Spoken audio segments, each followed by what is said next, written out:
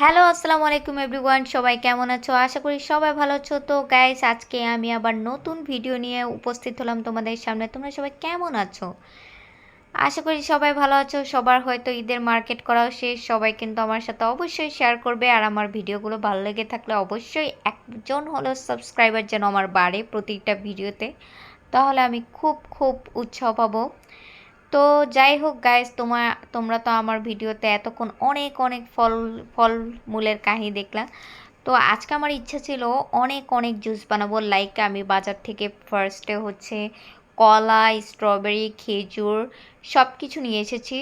তো ফার্স্টে আমি হচ্ছে কাঁচা আমের রসটা বানানোর ট্রাই করছিলাম, কাঁচা আমের জুস যেটাকে বলে। তো সেটার জন্য আমার লাগবে কাঁচা আম একটা হলেই এনাফ তোমাদের জন্য। তবে যারা একজনের জন্য একটার অর্ধেক হলেই এনাফ, তবে অনেক বেশি বানাতে চাইলে 2-3টা লাগতে পারে। তারপর হচ্ছে লেবু।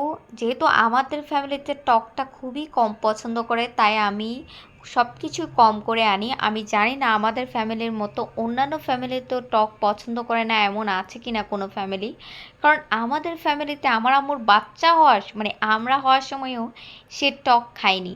বুঝো ঠেলা, একটা মেয়ে মানুষের বারবার বমি আসে, সেই মুহূর্তেও সে যদি টক না খায়, তাহলে আমরা কিভাবে টকটা পেতে পারি? তো যাই হোক গাইস, আমি তো টক জিনিস মুখে দিতেই পারি না। মুখে দিলে আমার মনে হয় আমার দাঁত আর মুখ আলাদা হয়ে গিয়েছে। এরকম কি তোমরাও আছো? তোমাদেরও কি সেম অভ্যাস হয় আমার মতো? তাহলে অবশ্যই প্লিজ একটা ছোট্ট কমেন্ট বক্সে কমেন্ট করে জানিও, তাহলে আমি কিন্তু আমার ভিডিওতে প্রচণ্ড উৎসাহ পাবো আর বেশি বেশি ভিডিও করব। তো গাইস, দেখতে পাচ্ছ আমি আমার কাঁচা আমের জুস বানানোর জন্য আমগুলোকে কাটতে বলেছিলাম আম্মুকে দিয়ে। আম্মু এমন ছুরি দিয়ে কেটেছে আমগুলো যে তেড়া বেঁকা হয়ে গেছে। সরি এই ভুলের জন্য। তারপর পুদিনা পাতা নিলাম।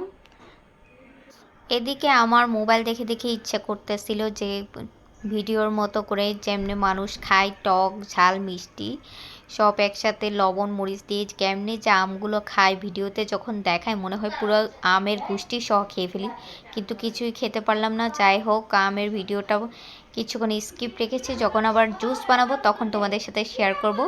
তারপরে আমরা এনেছিলাম স্ট্রবেরি এখন কিভাবে কাটবো সেটা।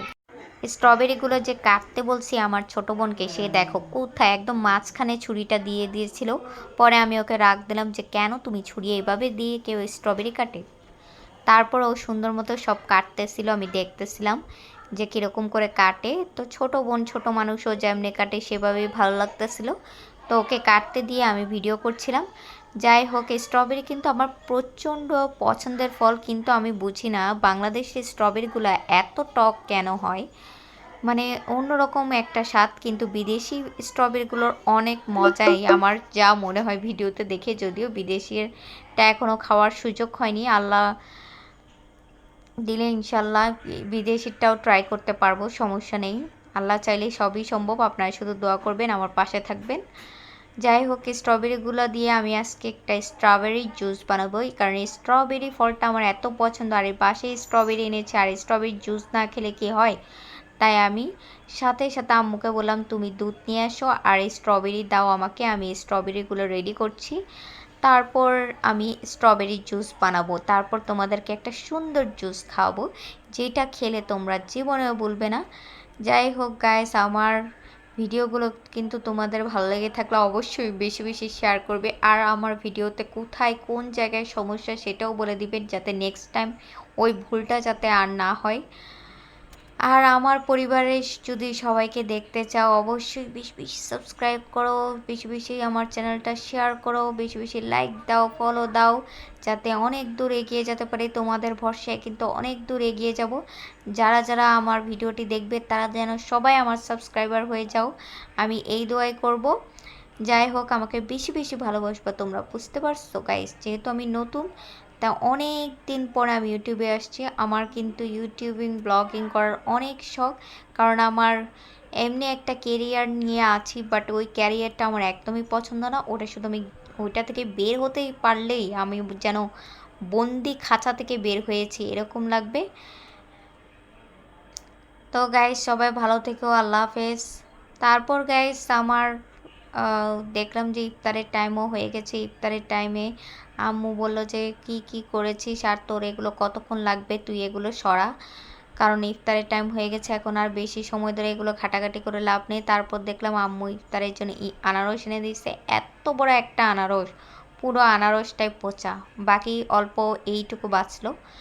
এইটুকু বললাম এইটুকু দিয়ে আর কী হবে, দাও যেইটুকু আছে কপালে। তারপরে আজকে আমাদের ইফতারিতে ছিল খিচুড়ি, যা দেখে আমি রীতিমতো অবাক। ইফতারি খিচুড়ি! আমার আম্মু বলল যে আজকে আমার ভালো লাগতেছিল না তাই খিচুড়ি রান্না করেছে। আমি কই খিচুড়ি মানে তো তুমি অনেক বিশাল কিছু রান্না করে ফেলেছো, এর থেকে ভালো বেটার ইফতার আমার মনে হয় হয়নি এ পর্যন্ত। কারণ ইফতারে খিচুড়ি মাখা খেলে আমার সারাদিন আর কিচ্ছুই লাগবে না, সারাদিনের সমস্ত কষ্ট এই ইফতারে খিচুড়ি দেখেই অর্ধেক কমে গেছে। যাই হোক, সালাদ করেছে আম্মু, সালাদ দিয়ে খিচুড়ি খেতে দারুণ মজা লাগে, কিন্তু বেশ জমে ওঠে।